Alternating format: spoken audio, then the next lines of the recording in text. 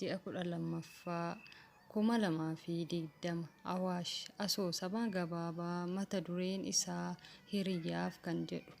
Namoota lamatu ture, isaanis Gaaddisaa fi Obsee jedhamu. Isaanis abbaa manaa fi haadha manaa turan. Jaalalaan waliin jiraachaa turan. Obseen baay'ee waan abbaa manaa ishee jaalattuuf madaaluun qaba jettee yaadde. Madaala jettee fala dhoofte. Fala tokkotu dhufeef. Innis bilbila haaraatiin jana jettee murteessite. Gara bilbila barbaadutti fuula ishee deebifte. Nama irraa bilbila barbaaddee waan dhabdeef kanaaf yaanni tokko dhufe. Maafaan siimii haaraa hin baasne jettee murteessite. Siimii baastee yaada ishee milkeessuuf imala ishee itti fufte. Ammas yaanni tokko sammuu ishee keessa dhufe. Innis FB keerraan argadhe jedhee dubbisa jettee murteessite. Isheenis maqaa ishee jijjiirrattee dubbisuuf murteessite. Maqaa ishees Tigist jettee jijjiirratte.